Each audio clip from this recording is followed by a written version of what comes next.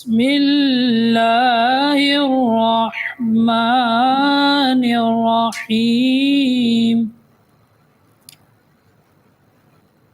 قل هو الله أحد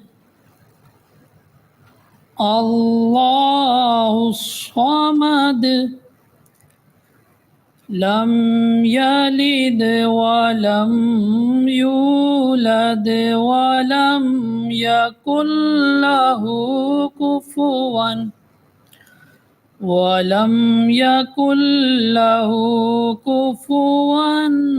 أحد صدق الله العظيم.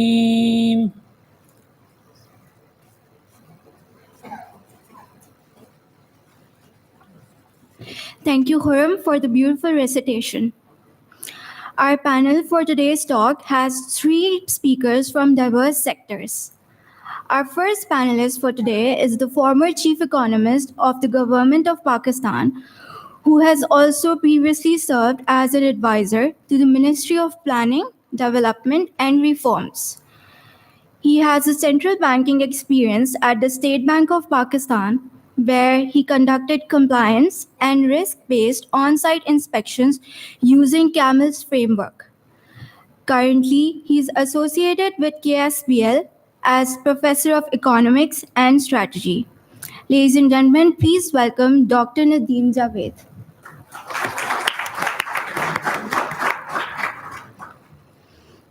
Now, I'd like to introduce you to our next panelist, who is renowned business and economy journalist with Dawn newspaper. Having an immense experience in his area of expertise, his work has been carried out by BBC, CNN, and emerging markets, along with various other famous publications. Last year, he was selected to be the Pakistan Scholar at the Woodrow Wilson Center, Washington, D.C. Please welcome Mr. Khurram Hussain.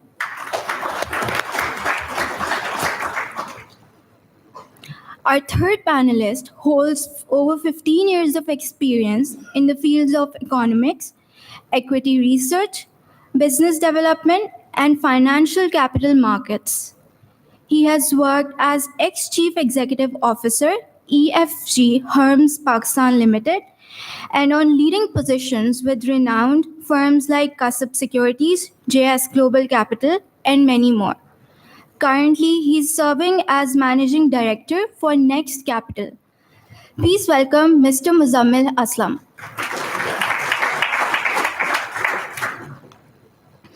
Moving forward, today's session will be moderated by our esteemed Director, KSBL, Mr. Munir Kamal. Mr. Kamal holds a diverse experience of 35 years in banking and financial services sector. Having previously served as Chairman of Pakistan Stock Exchange, Chairman National Bank of Pakistan, and many other renowned entities, Mr. Kamal is on board of several companies like DH Corp, Anglo Corporation, and KSBL, to name a few. Ladies and gentlemen, please welcome Mr. Munir Kamal. Now, I'd like to request Mr. Munir to make his opening statement.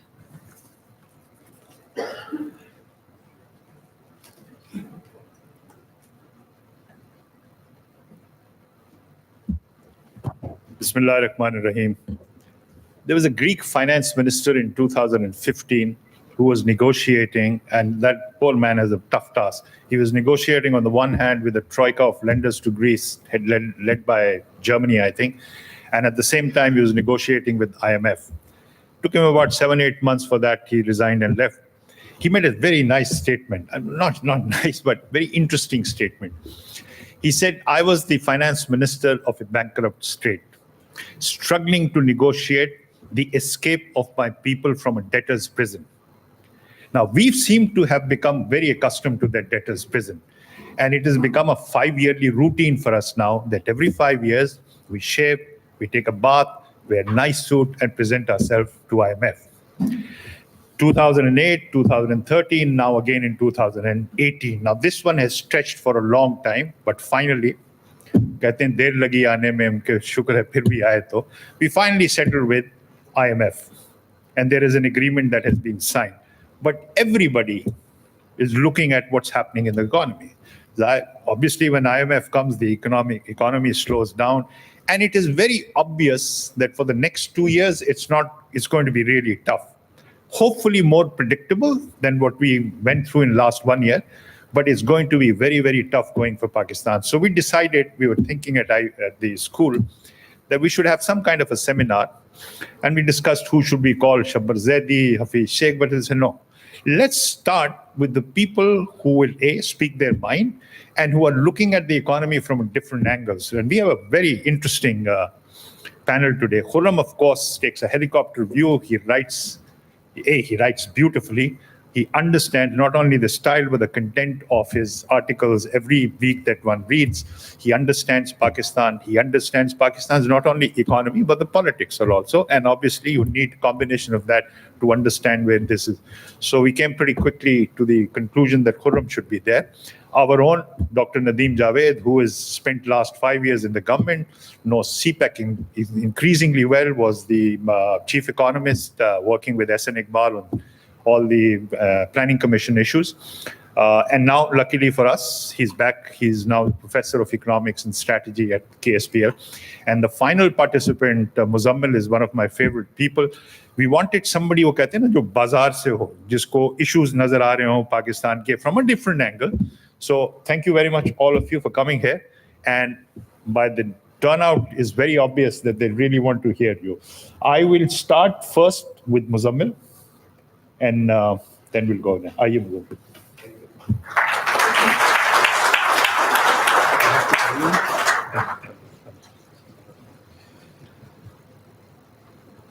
Bismillahirrahmanirrahim. Thank you very much, KSBL and Munir Saab. Taking forward what Munir Saab has said, in my view, Munir Saab has been generous, and he said 5 years. I think we are in a 10-year vicious circle. And if you go back 1998, 2008, and 2018, you find so many similarities in this period. And what was the similarities? Low GDP growth, high inflation, unstable currency, and higher interest rates. And partly driven by, management, mismanagement or bad governance. And because of all these factors, we had to go to IMF. In 1998, 2008, 2019, 2018, whatever, we had low GDP, high inflation, unstable currency, higher interest rate. What was followed was IMF program, international bailouts, and global instability. If you go back in 1998, 1999, what happened soon when we were in bad economic shape, we saw, first of all, we saw nuclear explosions, and then 9/11 happened. In 2008-9, we saw Lehman Brothers. That was not politics, that was a business kind of global meltdown. And in 2018-19, there is another conflict growing, partly between China, US, and US, Iran. So every time, I don't know whether it is a coincidence or what, but things are very similar whenever we get into the IMF, and maybe our nuisance value in all these conflicts because of this. So we made bankrupt first, and then people use us for different things. So that was the case. Now, what is happening is, what is happening now? There is a big question. Everybody is asking, stock markets are melting, exchange rate has gone up to now 160 rupees. Economic growth, everybody is talking about stagflation, low growth, high inflation, lot of uncertainties. People are talking, whether we will able to feel this crisis or not. There has been a big question mark, lot of political uncertainties, and so many things. How I'm seeing things is Pakistan is very similar and very close to today's situation with 1998, not with 2008, 2009, in different respects. We got our oil facility in soon after the nuclear explosion, and we got oil facility in 1998, but we didn't get in 2008-9. I remember Asif Ali Zardari and company went to Saudi Arabia. There was no lift at all. Uh, uh, USA, they were like, they were in their own crisis, so they gave us Friends of Pakistan, Kerry Lugar bill, but it was not honored at all. But in 1998, we got oil facility, and similarly, from July 1st, our oil facility have started. And this year is again for 3 years. Every year we're going to get $3 billion, and that will be rolled over for next 3 years. So quite a big passage we've got. Similarly, in 1998, we've got a lot of external help other than first, we've got the external help from friendly countries. For example, UAE, at that point of time, Saudi Arabia was one of the major players, and there was some hidden or invisible help from China at that point of time as well. If you compare today's crisis, first of all, who came to bail out us? Saudi Arabia, obviously, then followed by China, UAE, and now Qatar is joining the league as well. So very close coordination. Then, after this, what happened? IMF program. This time, IMF program is very comparable compared to 98, 99, not comparable with 2008, 2009. Again, we got first help from friendly countries, and then we went to IMF program. IMF program, we've got the approval on July 3rd, and after July 3rd, everybody was expecting things will start to improve. But unfortunately, last week and a half is nightmare for the country, and maybe there are some obviously macro and political implications behind that. But what happened? In 1998, 2008, 1998, 2008, 2009, and now what is going to happen? If I go back in 1998, what we saw is like within 2-3 years, we saw very stable 5 years, stable macroeconomic environment, macroeconomic environment, stock markets, feel good factor, everything. This time, what we are going to see, what already we have witnessed few things. We have seen price action before IMF program. I was with the Governor State Bank last week. He called a meeting, and he explained to us what is happening and what is going to happen. And he said at that point of time, we entered into IMF program before we have started to fetch result. For example, he said we have devalued currencies quite a lot, and as a result of that, Pakistan current account deficit, which is the major concern of the country, it's already starting to show some improvement. And he mentioned to us non-oil current account deficit has already reached to zero before we have signed the IMF agreement. Other thing he said, now we are going to, we have decided ourselves, and we are not going to borrow money from central bank from now onward. The third thing he said, for the audience, there is a news. Today, there was a monetary policy at 4 p.m. There was an announcement, and interest rate has increased again to 1%. So now it's 13.25%. So he mentioned this, we are going to be more independent, and there will be no government representative in the IMF team. So what I have seen is there is already price actions have taken, and today maybe let's hope this will be the last one in terms of monetary policy. Reforms are going on a very fast track. We have seen already in the budget, government is very aggressive on the tax fronts. They are not compromising on the on the tax front with the key stakeholders, although we've seen the strike and everything, but they are still sticking to it. And what we saw yesterday, renowned journalist and TV anchor Kamran Khan, he was tweeting all last night, and he said army chief and prime minister is standing behind. They're standing behind FBR chairman, state bank governor, and finance minister. And in fact, from yesterday, they have started to give them a army security to them to all these stakeholders. So this time they have decided how to go about it.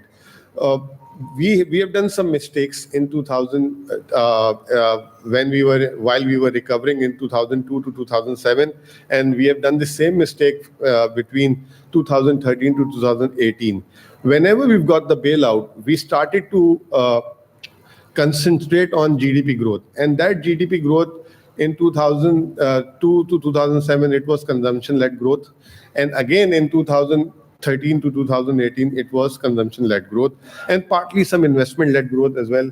We have luckily chief economist, ex-chief economist with us, and he will explain because he was a part of CPEC things as well. So we saw some investments on infrastructure in the past 4-5 years as well. So what we are going to see the change in this time from 1998, 2008-9, there will be a shift in economic model, and that shift will be from consumption to production led. And this is what the focus is. And this is exactly what State Bank Governor mentioned to us last week. He mentioned that we are going to kill extraordinary demand growth, and especially the luxury demand growth. And that includes vehicles, food consumption, international air travel. And if you add these three components, overall bill, that crossed $7 to $8 billion per annum. So this is where the focus is. They don't want to bring growth or import growth through consumption-led model, and the focus is going to be more towards production and stuff like that. So if we will be succeeded in this model, I'm sure the way Asaduma was keep on quoting from last year, this will be the last IMF program, and hopefully we don't need I don't think so we will be lucky again in 10 years time. So this has been the third time, 1998 due to international conflict and everything, the world helped us. 2008-9 it was not that short, but in 2018-19 we've got the extraordinary help again. So we need to learn this lesson, and if there will be stability in the macros, we need to shift this model towards consumption, from consumption to production-led model.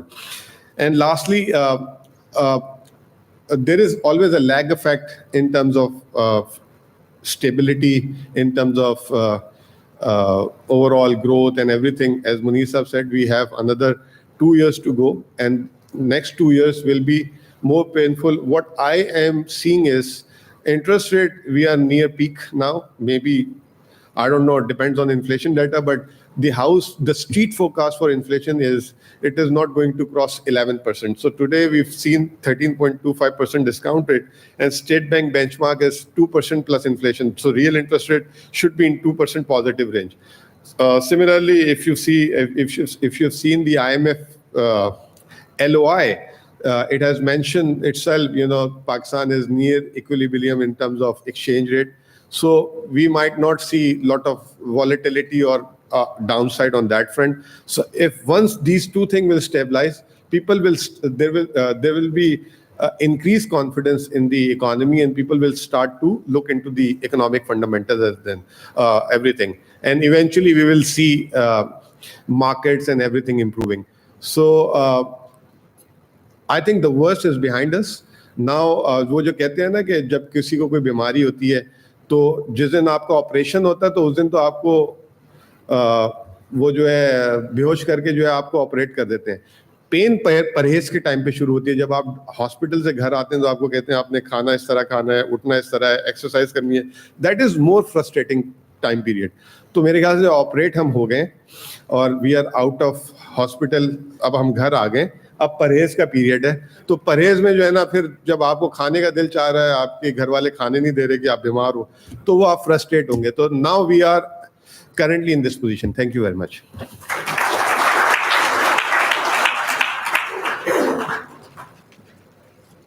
I'd like to invite Mr. Khurram.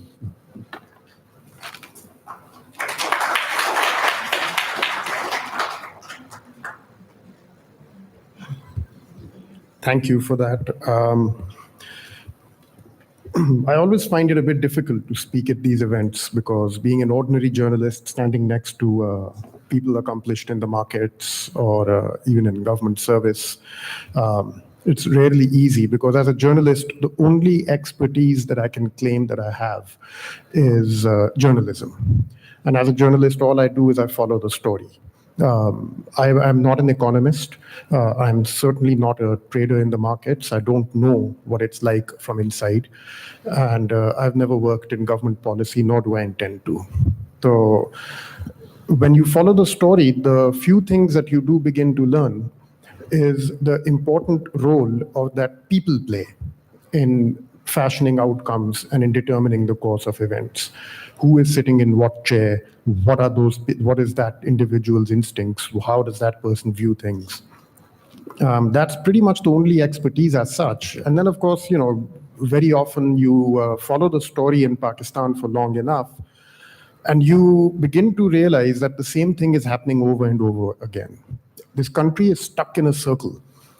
And going back almost more than 40 years ago, the same thing has been happening over and over and over again. So then that gives you a certain idea of what is going to happen in the future. So just today, for instance, somebody has shared a front page of Dawn from 1958, right after the coup, in which Ayub Khan is declaring in loud terms that everybody must step forward and pay their taxes. We are out to document the economy. No untaxed incomes are going to be allowed, and we are going to stamp this out, and we are going to document the economy. This is in 1958. You'll find the same headline again in 1979. You'll find the same headline again in the year 2000. Documentation of the economy drive is what Pervez Musharraf called it. तो ये हर फौजी हुकूमत आके documentation of the economy से शुरू करती है अपना काम और क्या 10 साल बाद दोबारा हम लोग यही वाली हेडलाइन देख रहे होंगे not sure. This time they are saying we are going to succeed where others have failed. Chale? Fine. Let's see. The burden of history testifies against you. Let's see what you can do on your own feet. So allow me to disagree gently with my predecessor.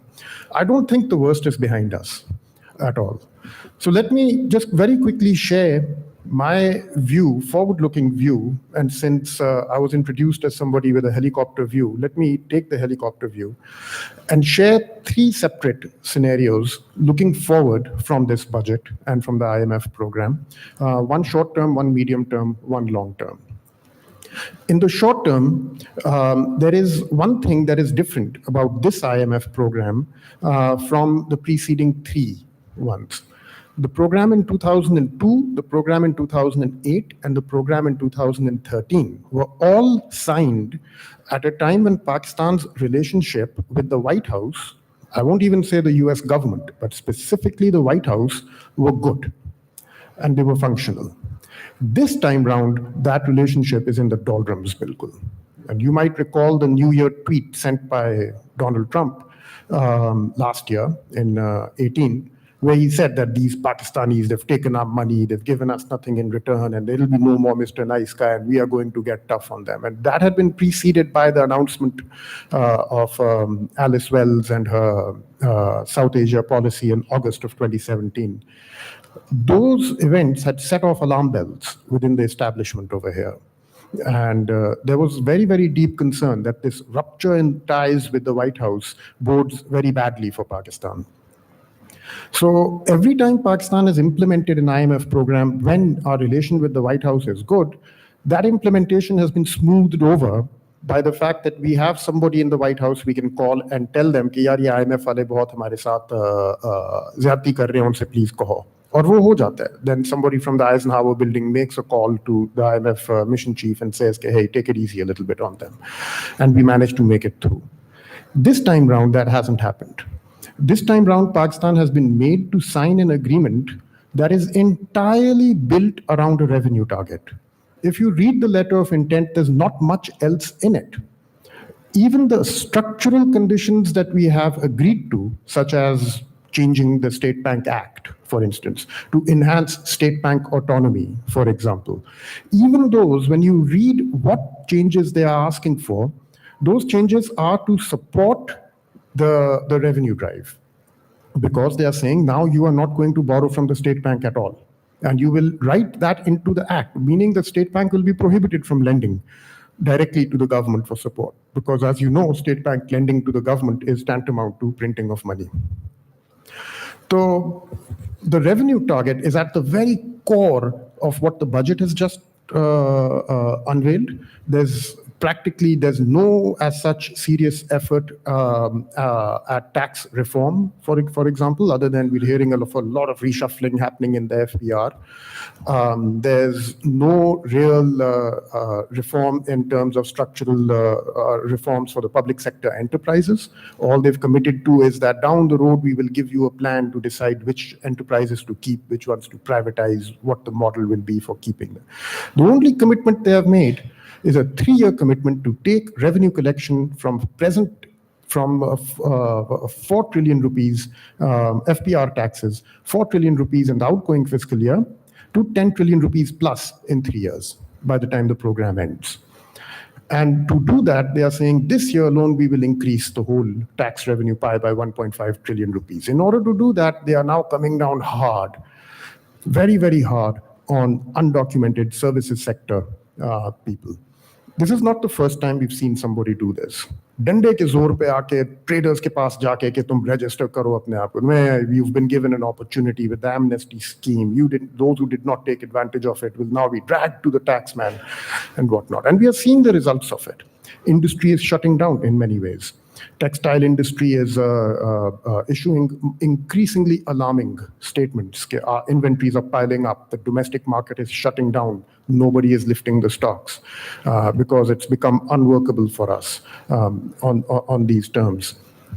Increasingly, industry is finding itself caught between a declining interest rate that has increased the cost of the imports. A declining exchange rate that has increased the cost of the imported inputs, a rising interest rate that has increased the cost of borrowing, a rising tax burden that has increased their costs of basic doing business, rising costs of gas, rising costs of electricity that are increasing their current expenditures on a month-by-month basis, and at the same time, a contracting market, because the government is in the process of implementing what they call demand management, demand compression policies, where you have to constrict the amount of demand in the economy. And what they are saying is that even if you are successful in all this, even if you successfully bring interest rates into positive, bring the real exchange rate into positive territory, and you manage to constrict the demand in the economy, the fact that the slowdown in the economy will be so severe means that you will not be able to recover your tax. Agar business chalegi nahi, to wo tax kis cheez pe denge bhai, unki income hi nahi hoegi. That's what they're saying. Maybe they're being alarmist, maybe they have a point, we'll see. But in the short term right now, that's pretty much the only thing that the government has committed itself to, reaching a tax target by the end of this fiscal year, and they've chiseled that tax target. They've written it into the IMF program, not just for this year, but next year there'll be round 2 of the whole thing. And the year after that, round 3 of the entire enterprise, all over again. And that they will have to do this at a time when their relationship with the United States is bad. So getting waivers and all that is going to be that much more difficult. Plugging shortfalls in revenue collection through borrowing from the state bank will not be easy. In fact, it will be impossible. Under the IMF program strictly prohibits that. And they are having an increasingly difficult time getting banks to participate in their treasury bill auctions. If you just look at the past 1 year track record of treasury bill auctions, you will notice the state bank enters the auction with a target of 600 billion rupees, walks out of the auction having raised 5 billion in some, 20 billion in another, 30 billion in the third. Banks are simply not stepping forward. And if you ask the bankers, why are you guys not bidding? They say, well, we expect interest rates to go up, so we'll participate at that point in time. So with the higher interest rates, your costs of domestic debt servicing goes up. With declining exchange rate, your costs of foreign debt servicing go up. So the claims on government resources are increasing with the stabilization happening at the same time. How they manage all this is going to be their short-term challenge over the course of the next 1 year. The medium-term challenge is political, as I'm seeing it. And it's political because increasingly now, you are hearing more and more the Prime Minister reassuring all of us that the civil and military legs of the government are on the same page. The more you hear him say that, the more you can know that there are problems. You do not repeat this thing over and over again if everything is fine. So increasingly what is now happening is that they need somebody sitting in the chair of the Prime Minister who actually knows what he's doing. This apparatus as it currently stands is unworkable. Working through technocrats, कि अच्छा यार मईशत नहीं संभाली जा रही, कोई बात नहीं, अपना बंदा परे करो, ये हमारा बंदा आके बैठेगा. अपना बंदा आया, उसने कहा ये सेक्रेटरी फाइनेंस की मुझे जरूरत नहीं है, इसको निकालो, इसको लेके आओ, ये मुझे बस रबर स्टैंप चाहिए यहाँ पे, चेयरमैन एफपीआर को निकालो, उसको लेके आओ जिसको पता है वो क्या. एक एक करके one by one, the civil government is coming to be surrounded by people that they have not appointed, who are in charge of running things. This is unworkable. Think about those of you who have experience running companies. If you have a CEO who's clueless, can the board somehow or the other, sitting from up top, just by having a CFO of their own and a CEO of their own, can they run things like that? Not really. Not unless the board or the chairman of the board decides to roll up their sleeves and become involved in the day-to-day running of the enterprise. And the moment you do that, तो हाथ सामने आ जाता है और उससे घबरा रहे हैं लोग. तो ना हाथ ने सामने आना है, ना दूसरे की मर्जी चलनी है, कैसे चलेगा ये इंतजाम इस तरह से? तो somehow or the other there is a core political tension in the setup that has emerged from the July 2018 elections that needs to resolve itself for this enterprise to become sustainable. How that happens is going to be a medium-term challenge. And at some point down the road, a resolution of this will have to come forward. What worries me the most, however, is when I look past all this at the longer-term challenge. And that worries me because when you take a long-term view of something, if you want to look long-term into the future, one thing I have learned is start by taking a long-term look into the past. Okay, look, if you want to know what will happen 30 years down the road, look first 30 years into the past and study what has happened, and that will give you an understanding. For the past 30 years, Pakistan has been stuck inside a cycle of eternal return to the IMF. We have had 13 programs, this being the 13th, with the IMF since 1988. So since 1988 till now is what, about 30 years? 30 years, 13 programs, added up, you'll find out in the past 30 years, we have spent more time inside an IMF program than outside of it. This is not normal. This is not normal for any country. There are very few countries in the world, and you can probably count them on your hands, that do this, that keep coming back to the IMF with this regularity. India has had one IMF program in that same time period, in the 30 years. You look at Nepal, Bangladesh, Sri Lanka, and you'll find that one has had 2, 3, 1. It's in that league. We are the ones with 13 programs. I've read all 13 of those programs, incidentally.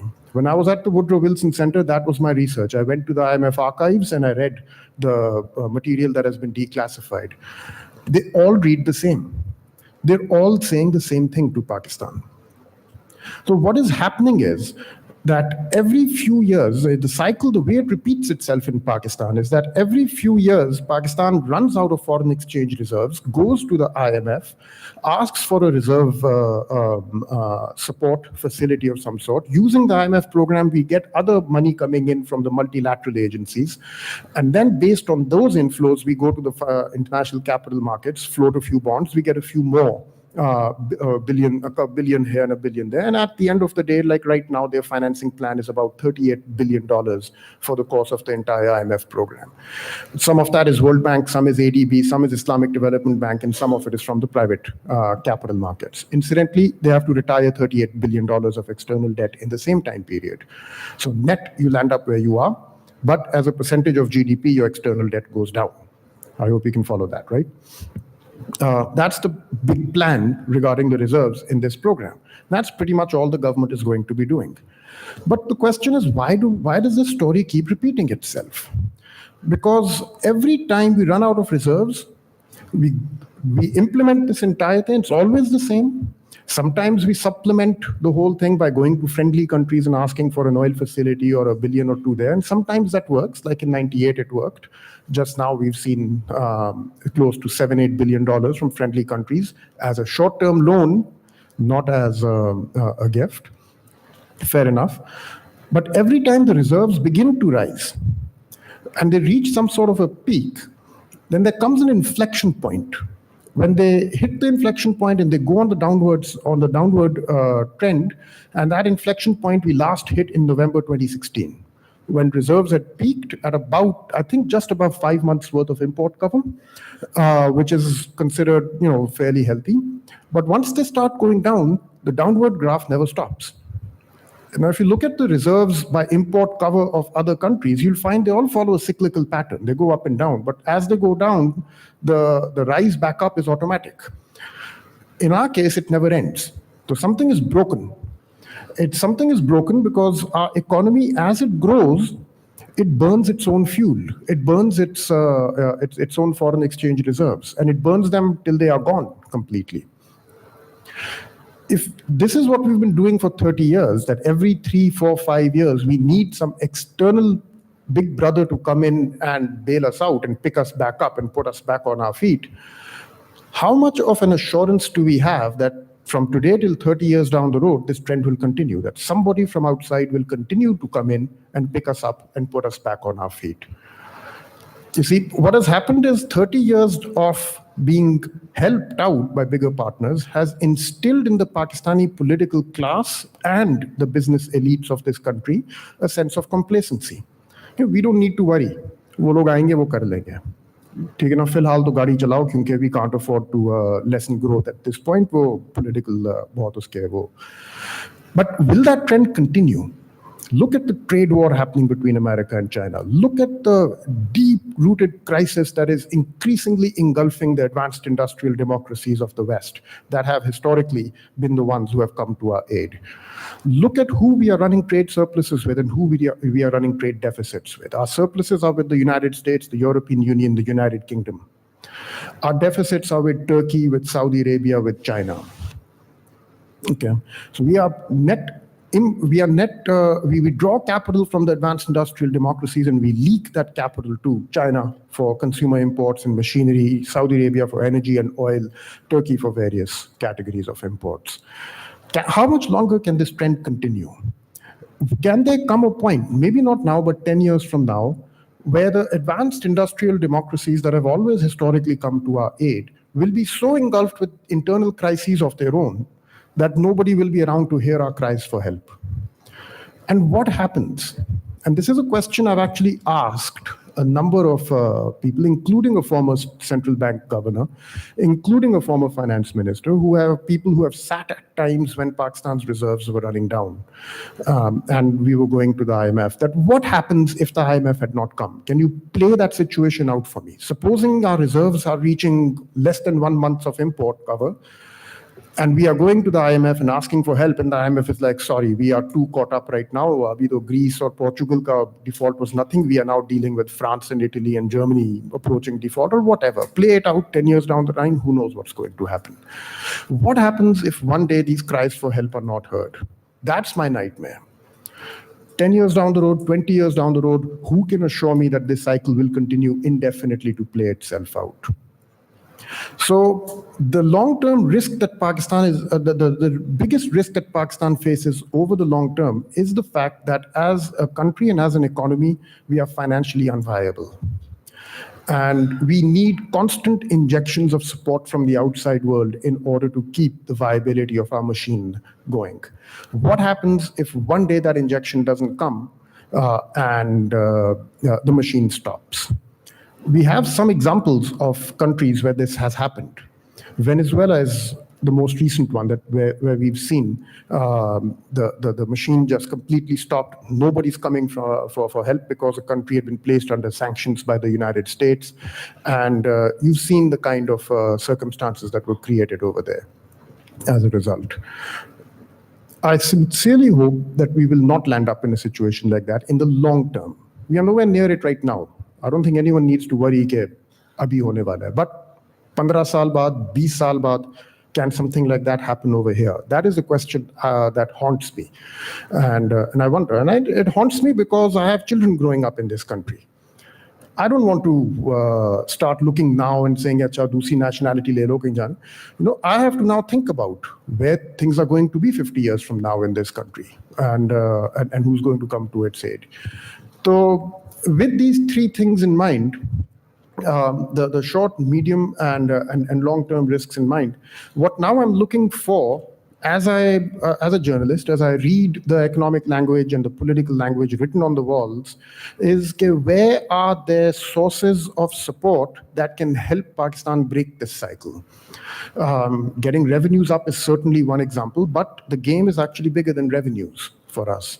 For the IMF, ensuring revenues is enough because they are safeguarding the interests of Pakistan's creditors. We have to safeguard the interests of Pakistan's citizens and its future generations. We have to worry about that. So beyond revenues, the real game, I believe, in Pakistan is about competitiveness. And the competitiveness of our products and of our economy, of our capacity to produce things that are competitive in international markets, whereby our exports can genuinely receive a lift in the future. Back in the 80s, we were a net cotton exporter. We are a cotton exporter today. Whereas India has become an exporter of pharmaceuticals and is now producing one of the largest producers of wind and solar panels as well. They've diversified. They've moved out of the economic base that they inherited from colonial times, and they've moved into a 21st century economy. We remain a net cotton exporter. Whenever I hear policymakers talking about boosting exports through subsidies, through a DLTL scheme, through devaluing the currency, fine, that may give you a short-term boost. Although this past fiscal year testifies that even that didn't happen. Exports were flat despite tens of billions of rupees given in support to exporting industries. But how are we going to break out of this very limited frame that we have been bottled, that we have been sort of cornered ourselves into, of being a cotton exporter? If we succeed in doing that, yes, our long-term viability can be restored. If we don't succeed in doing that, then increasingly the long-term viability, financial and economic viability of this country is at risk. So I think the policy agenda now needs to move very urgently beyond just the IMF program to addressing competitiveness issues as well, and then from there also into encouraging investment in other areas. But that's not going to happen until we have a political dispensation that is credible and that can credibly discharge its executive functions and can credibly preside over a very large economic transformation underway in this country. So let's keep a lookout for that, and I think I'll end my comments with that thought.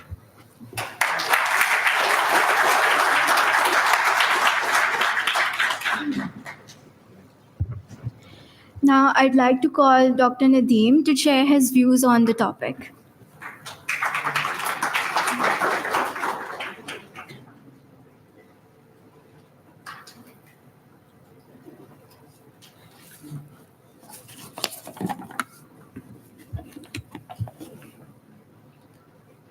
Could you put my presentation, please? So I think Khurram did a wonderful job to give you this perspective of short, medium, and long-run context. And then the major issues the Pakistan economy is facing. And before that, Muzammil has very succinctly address this, that the kind of IMF programs we had in the past, what are the similarities and dissimilarity for this time. So building on this discussion, My focus would be to precisely highlight that what are the 3-4 major challenges in the budget of this fiscal year, and then eventually they are going to have some serious shadows for the upcoming next 2 years. That's the medium term, precisely. And then eventually, if we are not going to address those problems, then what kind of implications those would have in our long run growth, economic growth context.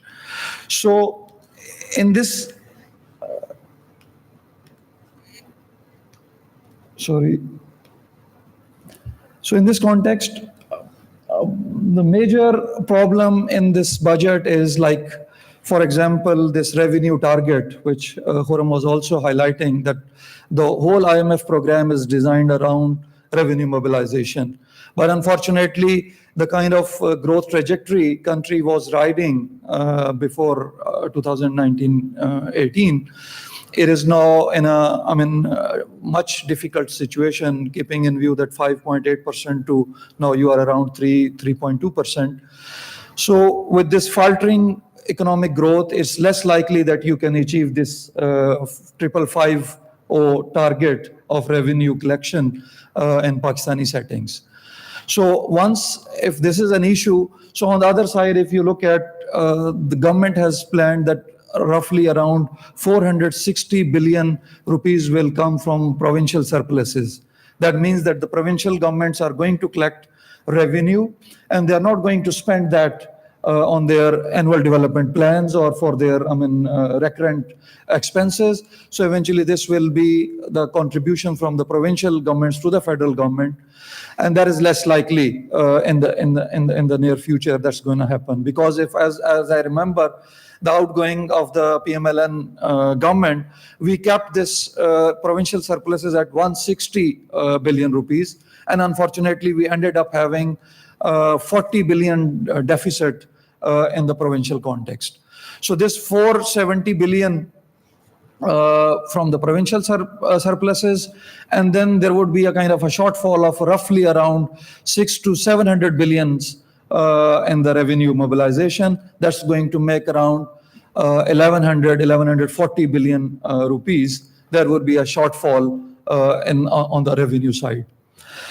Then the situation becomes even complex when you look at that, as Muzammil has given this news, that the discount rate has been increased by 1% in today's monetary policy statement. So now, as far as the calculations are concerned, that every 1% increase in discount rate has an implication of 50 billion rupees per quarter, and that's going to make 200 billion rupees per annum, excessive payments and interest to the banking and the non-banking system in the country. So you could imagine very well. And there is a kind of a forecast that the inflation is going to range from 14 to 16% for this year. And if this is the situation, then the discount rate would be around 18% by the end of this fiscal year. So roughly around this 6 to 7% increase in discount rate is going to increase pressures for the interest payments of worth rupees around 1200 billion to 1400 billion rupees. Now, adding that shortfall in the revenue and this increase in interest payments, you could imagine very well that what would be the situation when we will be discussing the budgetary situation in next fiscal year. And that's the short run, precisely what Khurram has talked about. So from this baggage, when you will move to the next 2 years, that's 2021 to 22, so then it is going to have a lot more negative shadows on the upcoming budgets, and eventually that's going to further there would be a sequestration on the expenditure side.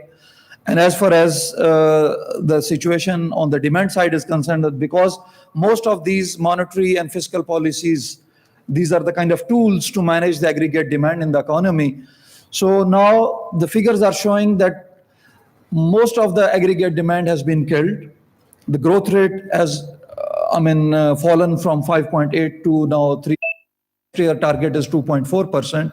So now in this context, how it would be manageable to have this much, revenue extraction from this machine? It's, beyond imagination as an economist for me. And moreover, what the, icing on the cake is that the expectations are very important. This is the kind of a sequence now I will follow in the subsequent discussion. So what is our major structural issue? Then what are the opportunities, particularly in context of Asia and China effect? And then what's the way forward? Because a lot has been, talked about the budget and its implications.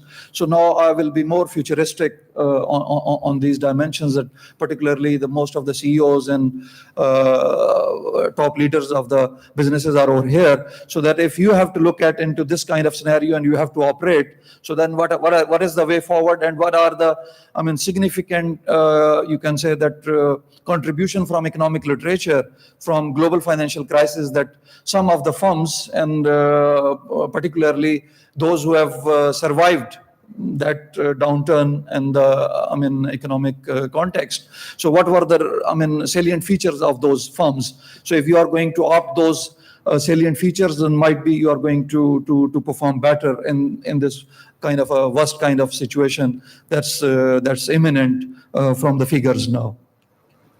So this is the GDP growth trend. If you look at, it was hardly, reaching to the potential that the Pakistan economy has. But suddenly, once again, we slipped. We slipped only one indicator, and that was current account deficit.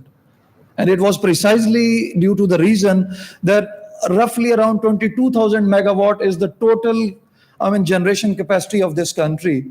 And around 11,000 megawatt has been added to the generation capacity in last 4 years. But nobody appreciates that. And because of this, there was a lot of import of machinery, apart from, some consumables as well, that I will mention. And precisely, those are also the kind of an important context that we have very weak agriculture policy, and that was giving shape to that. We have, eroding industrial base because of, energy crisis during the last 7-8 years, and it has implications on your industrial capability. So because of that, once there was an aggregate demand was surging in this economy, so eventually it was to be filled by the imported items. So that there is no harm in that. So it's less likely that all of your indicators are going to be in, positive and in the desirable range. Only then it would be a good economic management. Sometimes you are going to slip on a few indicators, and that's what you manage them precisely, you manage them carefully, rather than to create an hue and cry and kill the, positive expectations in the economy. Those are there, and then the whole system is now at jeopardy, and then you are blaming the previous governments and the previous regimes. So every government in this country, whenever there was a smooth transition of the government, has inherited the economy like PTI government has inherited in the recent past. But unfortunately, this hue and cry and killing of the expectations, those positive expectations, those were already there in the economic system, and those are very difficult to create and build in any economic system. So that has now created this mess which we are facing, and that we will continue to face in next 2 to 3 years, as I have highlighted from a few caveats from the budget of this current year. So now, in this context, if you look at these budget targets are not possible to achieve in the months to come. And the major missing link, if you are putting in place, the IMF program, it's not going to do wonders if the positive expectations are not there in the economic system, and you are not going to excite the investor. Because the major problem of the Pakistan economy is that the investment to GDP ratio, that should be around 20-22%. That is hardly for around 11 to 14%. That hovers between 11 to 14%. So in this context, there is no royal road to high growth trajectory. This is what world economic literature shows. So that this is the trajectory you have to follow. So first of all, you are in a factor-driven economy. Cheap labor is your major source to drive the growth. So then gradually you enter into a manufacturing and efficiency-driven phase. And mostly this is led by investments. And then the last phase is in which knowledge, creativity are going to be the major driver of economic growth. And that's called as the innovation-driven phase. The China, Korea are in this last phase now. India, Bangladesh have already taken off from this factor-driven stage to this investment-driven phase. Mostly they are now playing on the basis of efficiency, productivity, and the focus is on manufacturing. But unfortunately, we are yet caught up in this first phase. Most of the time, there are certain efforts we try to take off, but these 13 programs which Khurram Hussain was highlighting, and before that, if you look at that, is the 22nd program with our IMF. So every time there is a kind of increase in economic growth, and we reach to our potential level. So there is certain problem with some of our economic indicators which we cannot manage, and precisely the reason is export surplus and export performance. So, in any successful case which has hit the innovation-driven phase, one thing is very clear, that they were exporting a lot. By exporting, they were earning the foreign exchange. With the help of this foreign exchange, they were balancing, modernizing their existing industrial base, and then adding the capacity and employing the knowledge and creativity into their productive structures. And only then they were able to produce innovative goods so that they can bombard the first world and European markets, or where the real purchasing potential lies in that context. So, but unfortunately, we are yet caught up in this first phase, and thanks to this energy crisis during the last 7 to 8 years, that we could not get rid of. Rather than industrialization, we had the premature deindustrialization. Now we need to fix that first of all. So if you look at the long-term trajectory, so this is what is the trade cycle of Pakistan economic growth, with a lot of alternate periods of martial law, democracy, and some kind of other experiments we had in the past. So from this on pattern, one thing is very clear, and that is that the Pakistan economy is estimated to have grown at an average annual rate of about 5%. So this could serve as a rough proxy for the economy's potential on the given technology level of investment and other institutional parameters of Pakistan economy. So without doing anything, if the things are quite in good order, and there is no massive changes in even in institutional configuration and policy arrangement, 5% economic growth could be easily achievable from this economic system. But then what's the problem?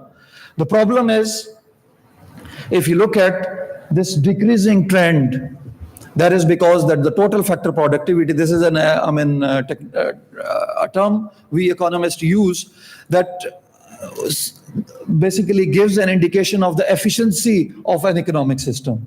So if your system is not efficient, by using the same inputs, you are producing less as compared to India, Bangladesh, Korea. So it means that your total factor productivity is low. And there are multiple reasons for this, and I will talk about in the subsequent slides.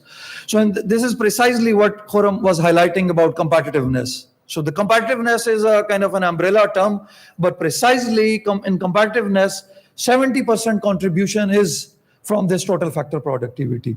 And what is happening with this indicator in Pakistan, because if we need to correct our problems in the medium to medium to long run, so then the only viable option is to focus on this, that how to increase the productivity.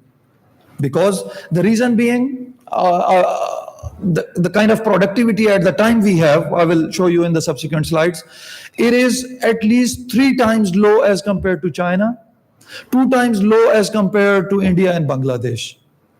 And this is, if you look at, so these are the kind of calculations I did for one of my research article that's under publication in empirical journal. And this shows from 1973 onward. So this is what is the situation, that it was 7.3% in 80s. Then around 2003 to 6, in this period, it was around 4.5%. And then gradually by the 2018 end, data shows that it is 2.8. So, but roughly, if you are going to decompose it on the sectoral level, so this is what is the configuration. That's the bottom graph in the slide that shows that. So this green bar is showing for agriculture, the red one is for manufacturing, and the green one is for agriculture, and the blue one is for services. So you could see that the 1998 till 2002, the services sector was growing, but I mean, the productivity growth or the TFP contribution from the services sector was in negative.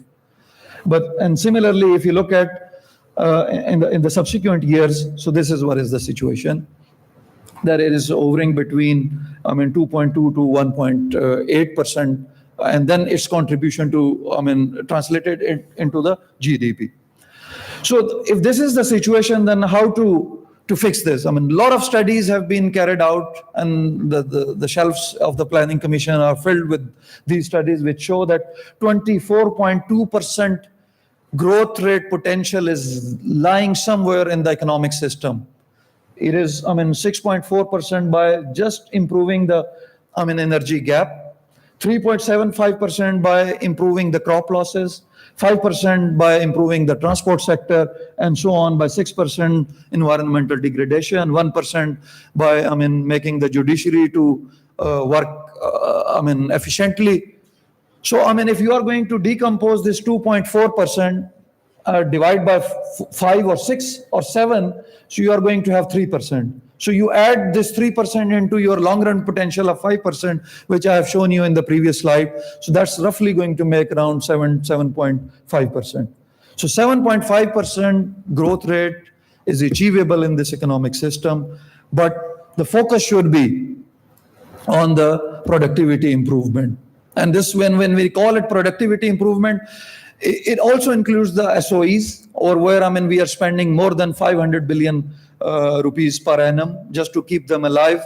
No quality service, but just we are, putting this much money into these white elephants. And then similarly, the overall, the economic policy and then the governance has implications on the total factor productivity. So, the one component is that exactly if a firm and company is going to boost its productivity, so there are certain measures and certain levers which are under the control of the management of that company. But there is an other macroeconomic environment and then a governance framework within the country that also contributes to your productivity. So this together is going to make wonders in Pakistani context. But unfortunately, neither government is taking this seriously, nor, most of the businesses which are operating are going to take it seriously, because that's the mostly they are, as the, Khurram very rightly pointed out, this is what is called as an economic terminology as soft budget constraint. So when you know that someone is there who is going to rescue me, so then you are going to play foul. And then that's going to create problem. So similarly, it happens that when there are rent-seeking behaviors, when there are a lot of subsidies, even now, this in Naya Pakistan, the kind of exemptions this budget has offered, that's 947 billion rupees worth of exemptions are there in this budget. That is, if you look at last 2 years exemptions, उन दोनों को जमा करें तो तब भी वो 947 नहीं बनती हैं. And these figures I am quoting, it is from the Economic Survey of Pakistan that has been issued by the Ministry of Finance. And these numbers of exemptions have been calculated by the FBR. This is not, my calculations. So, on one side, there are so many exemptions. On the other side, we are taxing the sugar, edible oil. Those items which poor masses are using. So we are taxing, those items and making their life miserable. So the context is now, if you have to operate, so the global financial crisis shows that only those firms survived the downturn which had the resilience, and the resilience to this extent that they were those are called as resilient firms. And by definition, the resilient firm is that if in the industry your peers are making abnormal, you can say, the losses, but yet you are making profits, and those profits are more than 6%. So then you are categorized as a resilient firm. So roughly around McKinsey Global Institute has studied these kind of 1,100 firms, and they came up with some very good observations that what are these resilient firms and how you can build this resilience into your company or into your organization. So that's productivity enhancement. So according to this analysis, they shows that roughly when the recession was setting in, so by that time most of these resilient firms had already उन्होंने cut off कर लिया था 1% अपने operating cost को. And that shows that the kind of agility, the kind of proactiveness that was there on the part of the leadership of these companies and firms. So then the productivity enhancement is the core. And that's why the kind of previous slides I have shown you and the kind of analysis I have carried out for Pakistan economy. And this is from this analysis I have shown from 1960 onward, and the whole data is rebased on the latest rebasing of the Pakistan Bureau of Statistics.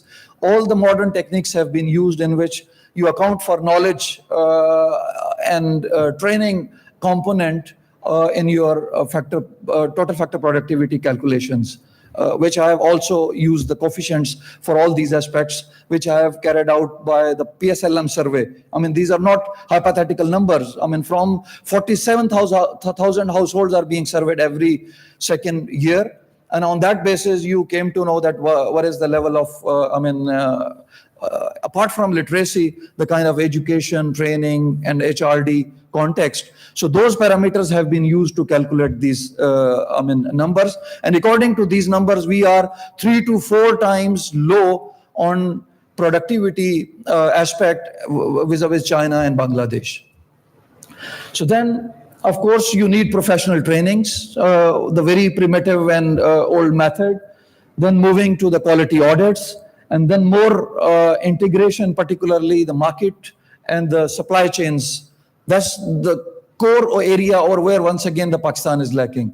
So mostly the one research shows that the recent growth in export performance, particularly in these newly industrialized economies, is not primarily because they are producing more or they are producing quality or sophisticated goods. Rather, they are integrated into the global value chains.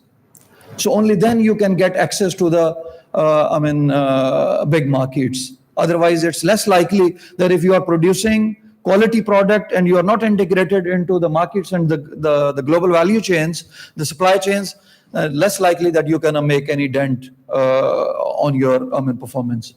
So then in the recent phenomena is this digitization, which is boosting the productivity. In this country, the Europe and even America, if you look at the growth, the growth analysis of their GDP is showing that now roughly around 0.6 to 0.8% contribution into their GDP growth is coming from digitization.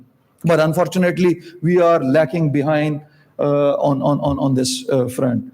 So then the joint ventures, these are the most important vehicles to get into the global value chains. Apart from this, it's less likely that if even your product is sophisticated enough, then it's gonna cross boundary. So the only way is to having the joint ventures. So now the opportunities are there. This is called as the Asian century in economic literature, that roughly around, according to the different estimates, 60% contribution to the global GDP growth would be from Asia up till 2047. So if this is the context in Asia, I mean, China is the major engine of economic growth. That's considered, then India, and then few other economies are also joining the same situation. So this particular graph I have for your food of thoughts. Then mostly, I mean, the labor-intensive manufacturing is moving from China to other parts of the world. And particularly if you look at, so this is the data, I mean, for this graph has been calculated from 2014 to 17. And this shows that there is a reduction of 3.1%, exports of the labor-intensive goods from China. And that accounts for around 52% of the share in 2017 total manufacturing in China. So this shows that out of this 3.1% reduction, 2.2% is the gain of Vietnam, and 0.4% is of Cambodia. And the rest you could see that Bangladesh, India, Indonesia, Thailand, and in others we fall unfortunately in this category, over here and others. So that's the opportunity which we need to encash. I mean, roughly in China, if you look at that, their food market is growing at the, rate of 16 to 18% during the last 7-8 years. So roughly the food market of China, the food import of China is $168 billion per annum. And Pakistan's share is non-existent in this. So that's, being an agrarian country, there is a potential, and we can tap in that potential. And we can capture some of the share out of that. We can capture some of the share out of this, shrinking labor-intensive export manufacturing in China as well. And very precisely in CPAC, we put this upfront that in the special economic zones, which will be created across all the Pakistan. These are 7 priority zones which have been agreed with China. But unfortunately, there is the progress on that front is very bleak.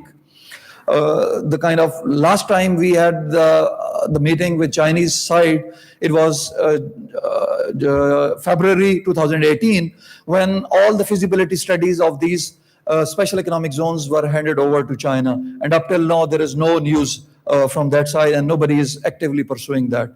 And that's a kind of a very important opportunity. If we are going to slip on this front, that's going to have serious implications. So having this context, I would like to highlight and conclude this, that the problem is there. Of course, we cannot avoid. This problem is, now inevitable, that the kind of budgetary constraints we are going to have, this revenue mobilization efforts are going to further sequestrate the growth rate and investment climate in Pakistan, and eventually it is going to have a negative effect on the poverty and income inequality in the next 2 to 3 years. But we need to now take it as an opportunity. The kind of now import restrictions are over there. So most of our manufacturing concerns have this as a very good opportunity to produce quality goods and capture the domestic market. Because it's less likely, because in economics, we use this terminology, home market buys. And according to this, Leontief carried out this research in 1964, and up till now, his thesis is yet valid.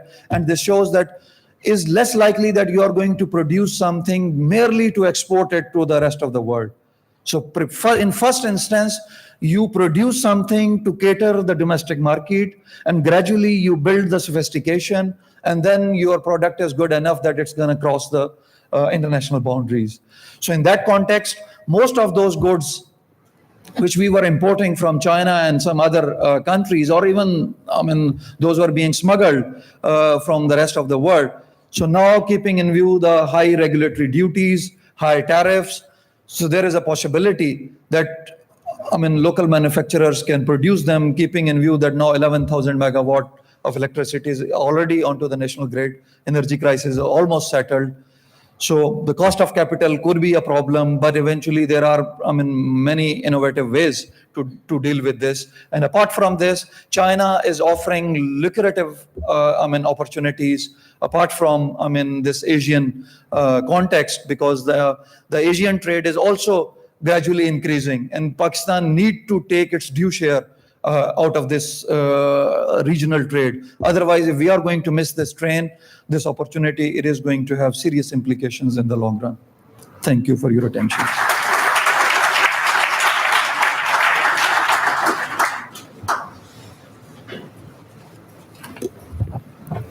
Thank you, panelists, for your thoughts on the said topic. I would now request Mr. Munir Kamal to moderate the group discussion with insightful questions for the panel.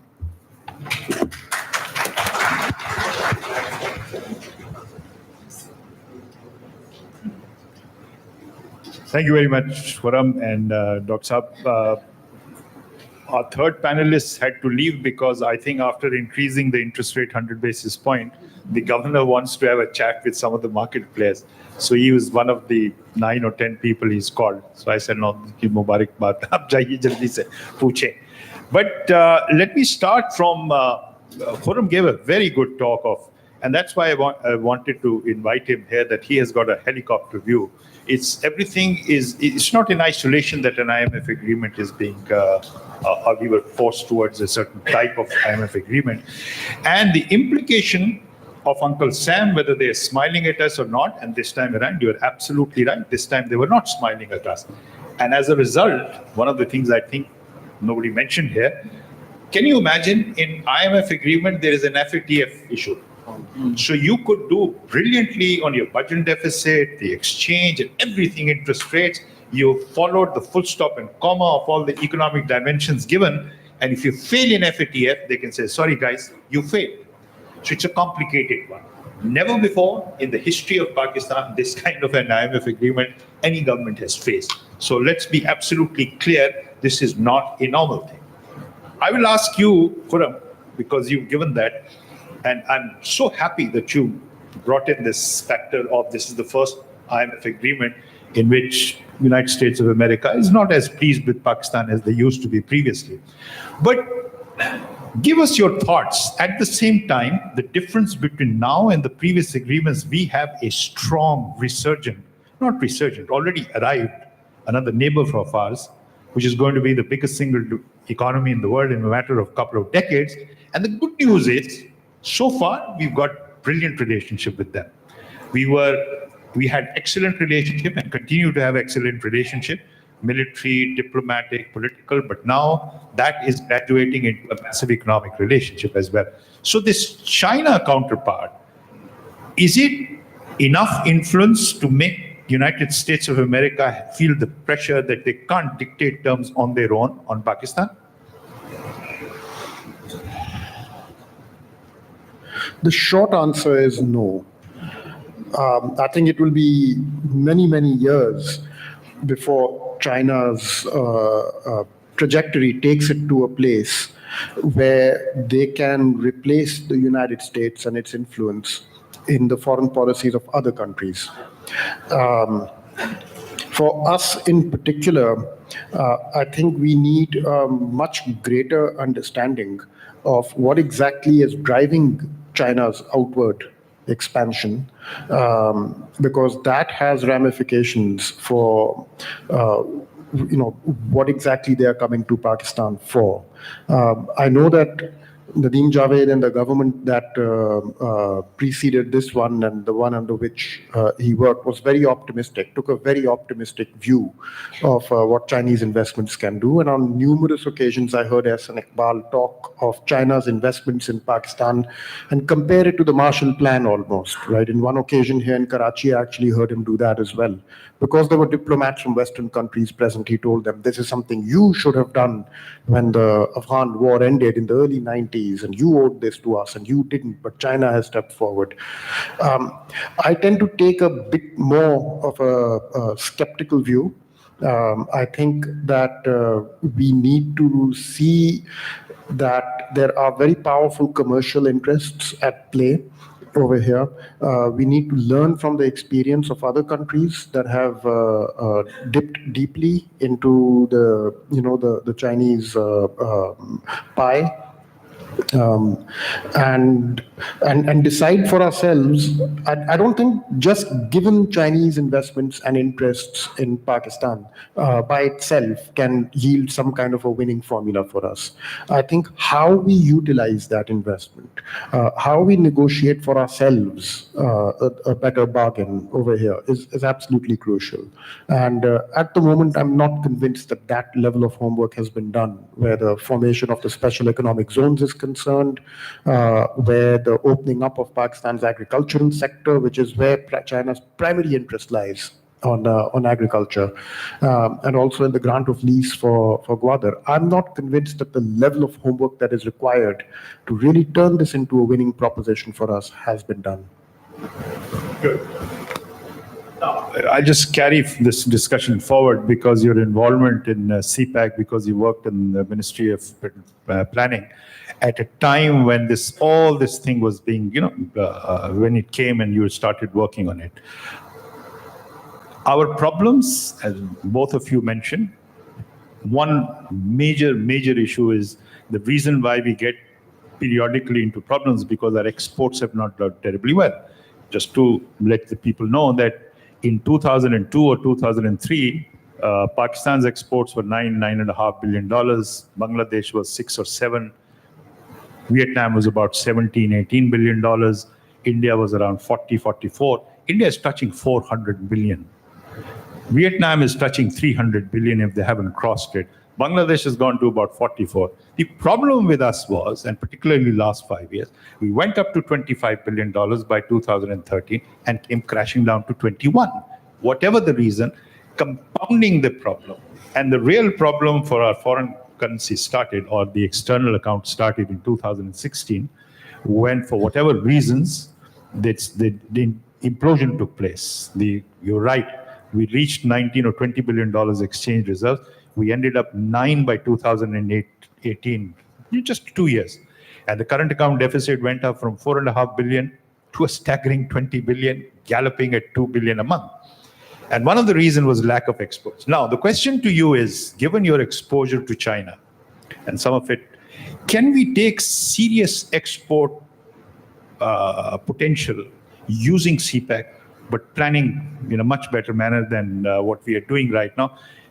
Last word, I think Vietnam is exporting about $50 billion to China because they're linked into the supply chain. Obviously, there are many reasons, their productivity of the labor and what kind of benefit we can take from CPAC, purely looking at it from the exports point of view? I think there are a lot of opportunities, but the reason is, once again, that we need to put our house in order. I mean, it's less likely that when this current account deficit was quite imminent, and we were working in 2017, and in that context, I had to see the Chinese ambassador, and I talked on the rice export to China. And there was at that time a lot of rice surplus, and we were not able to export it to the Middle Eastern markets. So then the Prime Minister said that, okay, we need to check with China, and the Chinese ambassador said that I cannot, Dr. Javed, I cannot change the taste preference of my nation just because that you have something surplus in your country. So we need sticky rice. If your farmers cannot produce that, it will be very difficult that we will continue to import from Thailand. It's very simple that if the kind of products are needed in China, if you're going to produce them, we will of course try to give it a try and try to pave a way for certain quarantine standards. If there are certain relaxations are required, we can manage that. But apart from this, that your rice which is you are producing is not possible to be exported to China. So same is with a lot more other things. Once the minister, one minister asked him that if simply the Chinese People's Army is gonna buy the bed sheets and towels from Pakistan, it's gonna resolve a lot of our problem. But he said, then once again, you have to be competitive enough. So we used to use the tendering process. So I mean, Yes, in context of these three SEZs, Yes. can we, if we go ahead, can we have export-led SEZs in Pakistan? For example, this Karachi. yes, the total focus is, yes, the total focus is on export-led. And we try to keep them, I mean, to operate in these SEZs would be so easy, like under this bonded custom warehousing facility would be there. When you are importing something and it's not going to be used domestically, so you can import it under a bond without paying any taxes to the government. After doing some value addition, if you are going to re-export to the international market and going to prove it to the custom authorities, so I mean, there would be a green check and green channel for you without paying any additional duties, taxes. I mean, this duty drawback mechanism, you are going to avoid that in these economic zones. But the reason, primary reason is that why it is not going to take the daylight up till so far. I mean, we were making efforts, hell-bent efforts from 2016 onward on this. So first of all, BOI, Ministry of Industry said that it is our domain. Then later they said that we cannot handle it, that the BOI should handle it. Then the BOI took the charge, and then resultantly what happened that you are going to choose one site, and then after 3 months you are going to say that no, this is not the appropriate site. The chief minister wants it to be here or there. So, we know that's the problem. Okay. And then the only way out, that's why I put on the previous slide joint ventures. So whenever I have interaction with Chinese, we have visited China and visited their industrial zones. The only possibility to strengthen the industrial base in this country is through joint ventures. Is less likely that something. I actually want to add a conversation I had a few years ago in the same time period. We have these small towns in Punjab, which are not small, but they're smaller than Karachi or Lahore. But I'm talking about Gujranwala, Gujarat, Wazirabad. These are very vibrant industrial clusters of small and medium enterprises. And whenever we think of exports, we rarely think of these places, right? We think of Faisalabad, we think of Lahore, we think of Karachi, site area. We think of the traditional textiles and whatnot. But I had a very interesting series of conversations with industrial parties from these clusters, and they were saying that in these clusters, they have some of the strongest manufacturers of, let's say, items that are used in the construction of a house. So door handles, ceiling fans, toilet fixtures, all kinds of stuff that is used when you are building a house. And I've noticed when I go to buy a door handle in the market, the guy put 4 of them in front of me, said, "Ye China ka, ye Pakistan ka, ye yahan ka, ye yahan ka." The Pakistani ones were actually better in quality. They felt more solid. These guys told me that we are sitting here, I'm sitting in Wazirabad, very close to me in Xinjiang, I am seeing some of the world's largest housing schemes being built by the Chinese, gigantic housings. He says, I just need one contract from over there to change my destiny. And I go to my government, the PMLN government of that time, and I try and tell them कि यार आप लोग Chinese से मिलते रहते हैं, कभी हमारा सोच लें कि उनसे कह दें कि एक कॉन्ट्रैक्ट हमें हमसे मिल ले, हमें बता दें कि किससे बात करें हम लोग जो लोग वहाँ पे ये हाउसिंग स्कीम्स बता रहे हैं. And they said we can't even get a call through to Mia Saab, and we are like his core voters. We are never mind Mia Saab, even somebody known to him, you know. And you had enormous markets that they were seeing, and they said we can compete with the Chinese over there, because for the Chinese to ship those same door handles from Eastern China, or ceiling fans, toilet commodes, light fixtures, all kinds of housing fixtures from Eastern China to Xinjiang would cost them more than for me to send it from here to Kashgar, from Wazirabad. We are closer. And they were very, very keen on it. But their complaint was that we can't get our voice heard with our own government, and by ourselves, we can't figure out who to speak to on the Chinese side. Before we go to the questions, and I'm sure a lot of people want to ask, because it happened today, one quick answer from both of you. 1% increase in discount rate, 13.2%. How do you see inflation in the next 12 months? Varun, we'll start with you. How am I? I'm seeing inflation as the government announces it. In the budget documents, they say they expect average inflation by the close of next fiscal year to be up to 13%. Presently, you finished the year with 7.8 or 8%. 8% or so, yeah, thereabout. Now, as per the State Bank, and at least as per Razabakir and what he has told me, he says when we calculate what real interest rate should be, we calculate it based on what projected inflation is in the future. We don't look at present day inflation, we look at projected. And since the discount rate when we had this conversation is at 12.25% and projected average inflation is 13%, the real effective exchange rate in his view was negative. Clear indication you should expect an increase in the days to come. I think I think that's the clearest indication right there. Inflation is going up. Everybody knows that, and real interest rates have to keep an eye on projected inflation rates. And at the moment, they've brought it into positive territory. A lot now depends on whether the banks begin to start bidding for government debt. If the T-bill auctions continue to fail, strangely enough, they moved this monetary policy announcement up to make it fall the day before a T-bill auction, which is tomorrow, right? The State Bank normally announces the MPC either on Friday or Saturday, right? Now they've done it they moved it up on Tuesday, the day before, because even after the last 1.5 percentage point increase, the T-bill auction did not, the government debt markets remained flaccid. They didn't activate as a result. So now they've said, well, if we can't raise the money from the debt markets, the revenue isn't coming in from the FBR, we can't borrow from the State Bank directly, we're going to be in a real soup if this particular T-bill auction flops as well. So now my eyes will be on the T-bill auction tomorrow to see how far the bid-ask ratios have narrowed and how much the government is able to lift in 3, 6, and 1 month tenors. Absolutely. As a result of this. I think now it makes sense. I was wondering, why are they doing it in the middle of the week?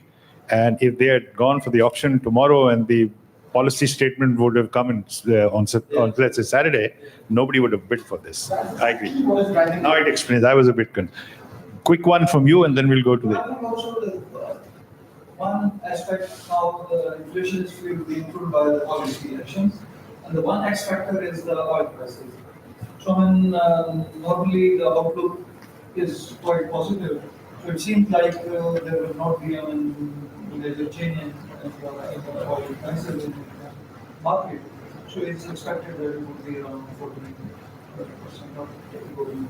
So both of them are saying that there are possibly going to be more interest rates increase. One thing is for sure, we are headed for an interest rate spike. At this point in time, whatever the KIBOR is, we can expect more. But guys, we've seen this before. In 2008, after the IMF crisis, I remember the IMF agreement, the KIBOR was 16%. So we must have been lending at 18, 19 or 20%. So it may not go up to 16, but certainly the business will see high interest rate, individuals will see high interest rates, and that may slow down the growth. Those certainly will slow down the growth. Okay, let's go to the questions. Mr. Khurram's talk has thrown up a question for you too, Mr. Munir Kamal and Mr. Nadeem. You see, it's Uncle Sam, it's Washington. The question is, why are they angry with Pakistan? Have we studied this? Is it because of our flirtation with China? If so, we would like to know what have China really given to Pakistan? For I don't know, 50, 60 years, we have heard China-Pakistan dosti, best friend, all-weather friend. But in real economic terms, or for the common man, what is really the benefit? I don't know, at least. I mean, for the benefit of the young people, China was not even recognized by the US until Pakistan intervened and brought about the friendship between US and China. The dialogue was open through Pakistan. In fact, Richard Nixon was sitting with me about 500 meters away from PF Masroor airfield and sort of keeping the press busy while Kissinger flew off from the Masroor airfield to Peking. So this is the question. Is it China or is it something else? Take this. I think, okay, yes, please. I would like to hear what Nadeem says about that. So I think that friendship apart, I mean, your economic interdependencies, your geographic interdependencies have a lot more to do with this. I mean, just remember, just keep all things aside that the last, veto they did for Pakistan, it's a very clear manifestation, the kind of, lovely relation both nations could nurture and could have and had in the past. So, apart from this, eventually, if you are economically very weak, if you are, there are so many problems, then of course nobody can bail you out. But at a certain level, kind of a resilience, which I have talked about at a national level, that is required. But beyond that, the friendship could do, a lot more help. But eventually, this friendship is not like, a kind of a friendship between two individuals. This is, an interest game. And we are playing it in the region. If we are going to give them this access, which they are, precisely looking for, the CPAC, this is going to open up to the Middle Eastern and Eurasian markets by having this shortest possible route through Pakistan. These are the imperatives. Without having all this friendship stand nowhere. But eventually, there is a certain element of this, you can say that the brotherly relationship which we talk about time to time, you cannot also underestimate or discount that. Khurram?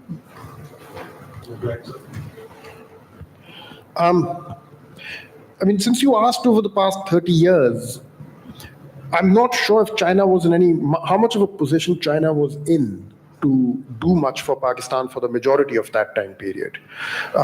China began its sort of outward push in the early 2000s, and even then it was narrowly focused on commodity producing countries because they wanted mineral and commodity inputs for their manufacturing base. And it's only after 2006 that agriculture becomes a big priority for them. And more recently, I think after 2014, after Xi Jinping's arrival, that they begin to talk of shifting from an exporting powerhouse to being a domestic consumer-based market, and as a result want to relocate their low value-added industries to other countries and move into high-tech instead. Now, in the middle of all that, asking what can China do for Pakistan diplomatically, before that you need to ask what kind of diplomatic support does Pakistan look for? What are the kinds of issues that Pakistan asks for diplomatic help on? Anything. Okay. Well, in terms of anything, whatever China will do for us I don't think is going to be specially designed based on any Pak-Chin dosti or friendship or anything. It will be designed based on, the economic potential that they see in Pakistan, number one. And then number two, whatever driving force there is for their own outward push on their side. And it will be fashioned on commercial terms. So the point is, we did this for them. There's another question. They really continue the same thing. Give me a right now. So, I'm saying that within the relationship, and the issue, I think, is that Pakistan finds itself between a rock and a hard place. We have no long-term convergence strategically now with the United States anymore. They've chosen India. That's very, very clear. And in the short term, because we are involved with the Chinese, they don't like it. So we're getting, the rough end of the stick either way. I don't know. It just seems, I don't know how to get out of this conundrum, but it seems to be. If you've got any ideas, please. I'll need to think. Give me a few moments. I'll come back to what you said. So a couple of questions. One, I've heard this thing about joint ventures multiple times, both in Islamabad as well as other places, both from your government as well as from the previous government. What is the incentive for an investor to enter into a joint venture when you offer 100% ownership, 100% profit repatriation? So there's actually no incentive for an investor or foreign investor to actually enter into a joint venture. The second question is about agriculture. And again, this is something that's been said, we're an agrarian economy, we can export so much. But frankly speaking, there's not a lot going on for the agrarian economy because you've got extremely small and fragmented land holdings. You've got limited government support apart from the fertilizer subsidies that you keep giving. So there's actually not a lot going for you even in the agriculture sector as well. So those two questions. I don't know about agriculture. Let me tell you about the joint ventures. We were talking informally before this, if we bring out quality, the joint ventures will come. The person sitting next to you, DH, Chief Executive Officer, Engro, DH owns Engro. Two examples I'll give you. And during these turbulent times, by the way. One is $450 million investment in Engro Food, because that was $1 billion franchise these guys created in a matter of 10 years, in a very, very short period of time. So, and who came? And by the way, how much? About 50%? And Engro still retains about 46 or 47% of it. World class, world multinational, Campina, Friesland from. So you give quality, people will come. And I'll tell you why they came in. They came in because Pakistan's middle class. Pakistan's middle class, as defined by Asian Development Bank a few years back, in percentage terms is bigger than that of India. And our per capita income, by the way, if you put in the undocumented economy, is probably still ahead of India. So those strong points are. Second example, I'll come back to CPEC. Engro again, the only company where Chinese have accepted a inferior position in equity position is Engro Power. Why have they accepted it? Again, the quality. These guys know that, and by the way, they're teaching Chinese a few things. So you bring quality, joint ventures will follow. And so some of the big ones. As far as agriculture is concerned, I have to. I can respond to that. Just a small point. I meant in the manufacturing sector where you do not have an Engro. And you've got very limited. I'll tell you the car industry. Renault has come in. The others have, two of the others have come in. We've got a superb example of Indus Motors. We've got Honda, all Pakistani. There's the chief executive, former chief executive. So we have examples. You cannot, please don't run yourself down too much. You bring quality. You have the market and the right the regulatory framework. The Japanese are the most satisfied investors. They're making grumbling noises right now. Indus, Toyota, Honda, Suzuki, and these are world-class names. Again, I would say you bring a good, solid, professional Pakistani group, manufacturing, power,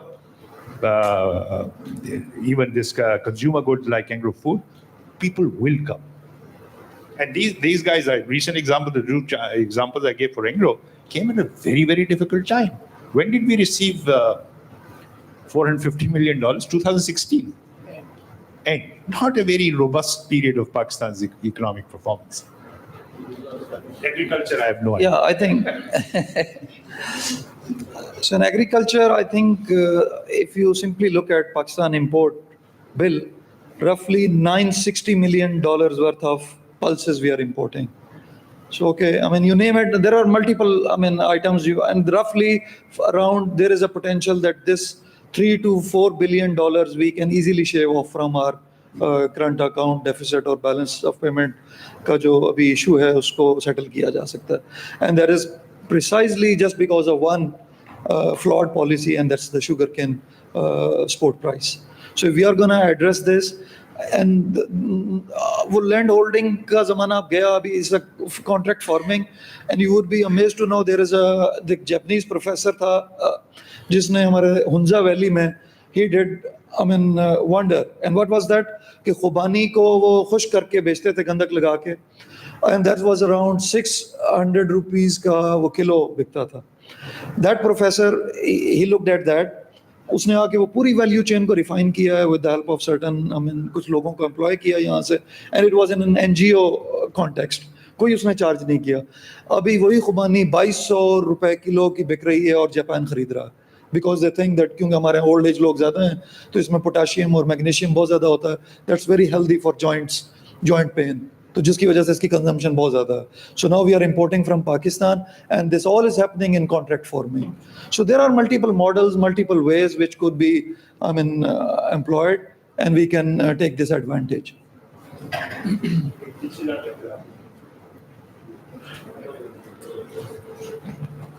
Sir, as Mr. Khurram Saab has said, that 10 years vicious cycle. So in 2010, the Almighty has given us $45 billion worth of water.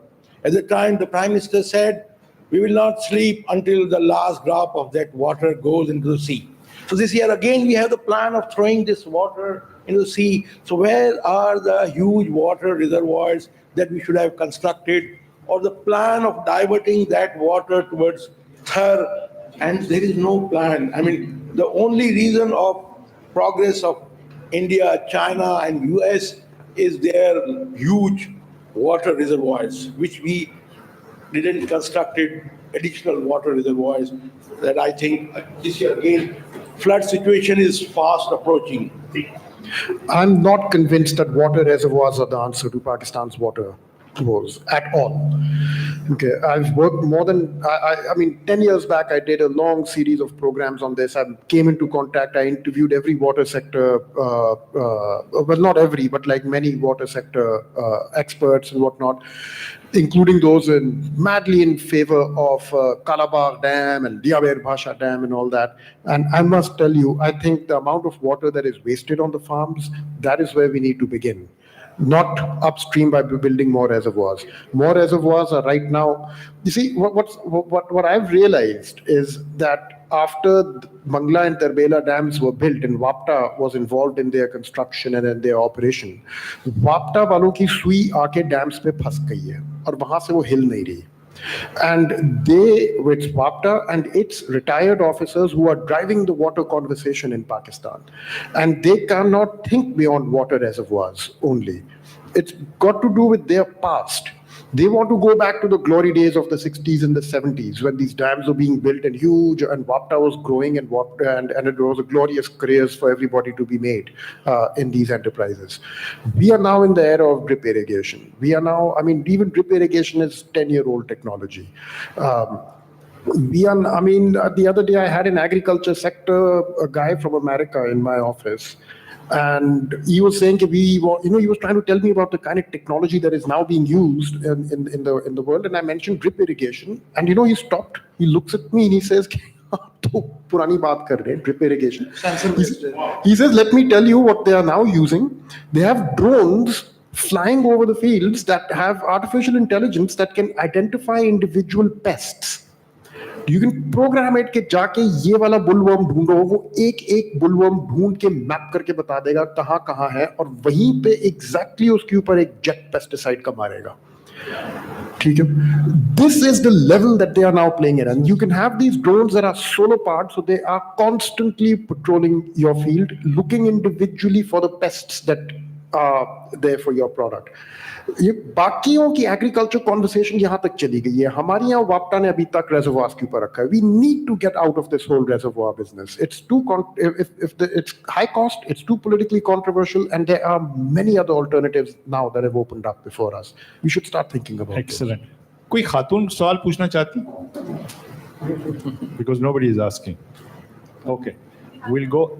Actually, we have one. Okay, आप पूछिए. नहीं खातून. Assalamu alaikum. बेटा खड़े हो जाए. Assalamu alaikum.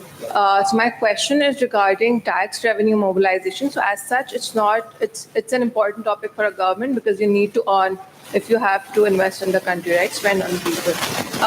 So currently it makes sense that short term, so they've increased, indirect taxes. A lot of indirect taxes are being bombarded. But are there plans on increasing the tax net? So that is one question. And the other one would be, what was it? I think that's it. Okay. We'll have pretty soon Mr. Shabbir Zaidi here also. But before that, the panelists will try. He'll be the one to ask about this plan. But I mean, if you consider grabbing traders by the scruff of their neck and dragging them to the desk and forcing them to register a plan, then yes, there is a tax plan.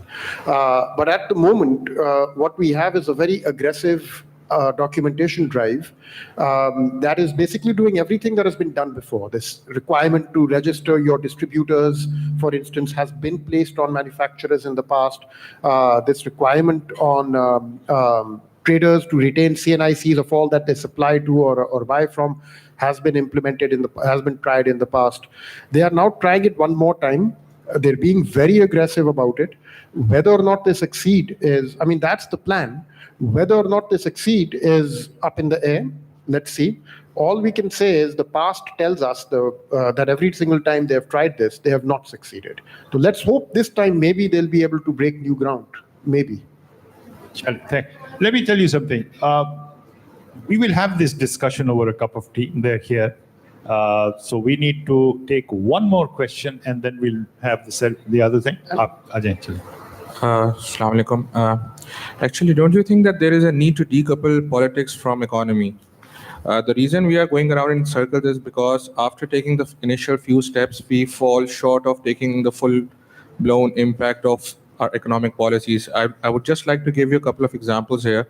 Like all these state-owned enterprises, they are eating up ₹1 billion per annum now. So of course nobody would like to bell the cat because उनको पता है कि vote नहीं मिलेंगे अगले election में massive unemployment हो जाएगी and so on. Another thing I would like to point out is ethanol. Like US have an E10 mandate, 10% ban with the ethanol fuel because that's a biofuel. Philippines, in order to support their own industry, is basically providing a support price of 90% of the oil price to the ethanol producers. लेकिन यहाँ पर अभी क्या हुआ कि जी आप तो sugar cane से आप डायरेक्ट बना ही नहीं सकते. Molasses was 9,000 rupees per ton. अब वो 17,000 पे आ गया है because उसकी export allowed है, उसकी import नहीं allowed है. So you are basically punishing your own industry. So of course there is an impact of politics on economy, but like recently अगर आप देखिए Trump बुरा भला कहता रह गया Federal Reserve को, but they kept on increasing the interest rate. So don't you think there is a need to decouple politics with economy, and how is this going to happen if it will? One by one. Okay, I think there are actually implicitly two questions in what you have asked. One is decoupling politics from the economy, and the other is decoupling the state from the economy. Okay, politics and the state mix, but they are not synonymous. So let me give you a quick answer on my at least view on both those. You cannot decouple politics from the economy. Economics is inherently a political subject. So you can try to decouple it, but even decoupling it is a political project in itself. Okay, and you can ask Pervez Musharraf how much fun he had in the first 2 years after his coup when he tried to run the country without any political input on the back of support from technocrats only. Eventually, he had to reach out. He had no choice but to reach out to the political class for support, for legitimacy. These things are tied together, and they cannot be separated from each other. In terms of the state and state-owned enterprises and the state's involvement in the, I would like to see a Pakistan where individual creativity and initiative is valued, where it's given the space, where regulators are there to enforce the rules of the game, but not to decide winners and losers, and where as far as possible, at least where important things like power and gas and these fuels are concerned, pricing is done on the basis of market principles, because that is the only way we will be able to get onto the renewable energy revolution as well. If we can reform our power pricing regime, it's not going to be done by zero rating imports of solar panels and all that. But I think a state involvement is going to remain necessary. There are some areas that you simply cannot give to the market. And then also we're having a lot of difficulty setting up autonomous, strong, self-regulating regulators in this country. Because again, I think the play of power and money in this country is so strong at the top, and its influence warps everything below it. It's a complicated enterprise, as you can, I'm sure, understand. I think it's very well clear, but one thing I just forgot the name of the movie in which there was a gangster and the guy wants to leave the gang. And he says that I will leave the gang, and then he asked, "Kahan jaoge? Kidhar rahenge aap? Where would you live?"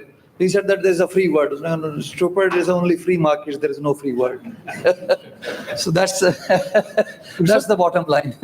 So I don't think so that even Iqbal said that juda hote hain siyasat se to reh jati hai changezi. So apart from economics, even aap social life se bhi usko nahi nikal sakte. Economics to hai hi political economy, particularly all these decisions. Over where these happens, Khurram has very appropriately highlighted कि Musharraf regime में चंद जो decisions उस ज़माने में हुए So up till now, they have ramifications on our society, on our polity, and you cannot get rid of that. So education is the only way out. I mean, you should get convinced or convince the other side, and that's only possible that if we are going to have healthy dialogue. And for that, education is the basic requirement, I think. Yes. I actually want to go back to an earlier point where I wanted to gather my thoughts before responding.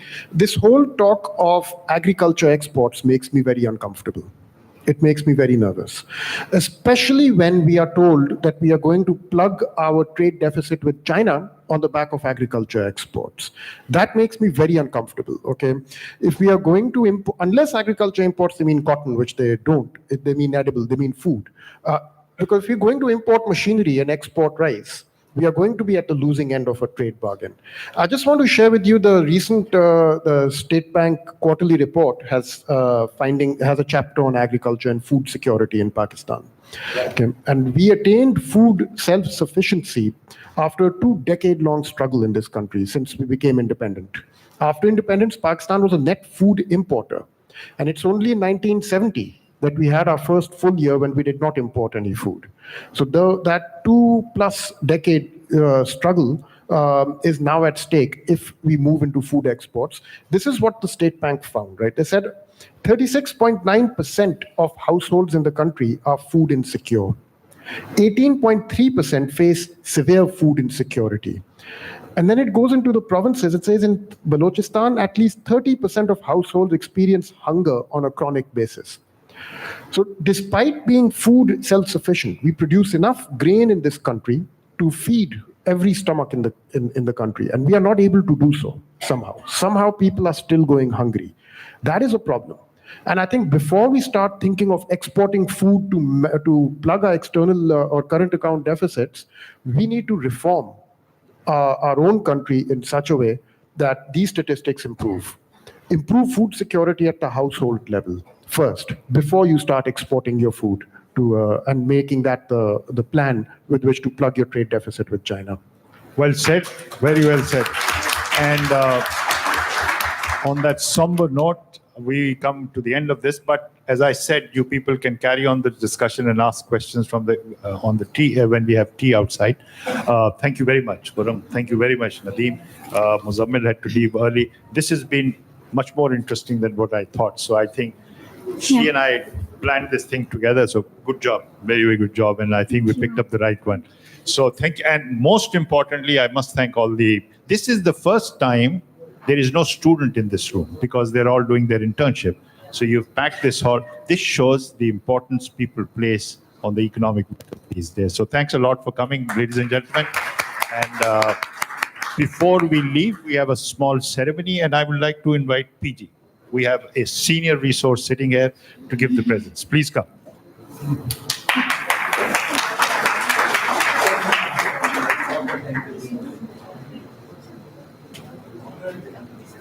You know,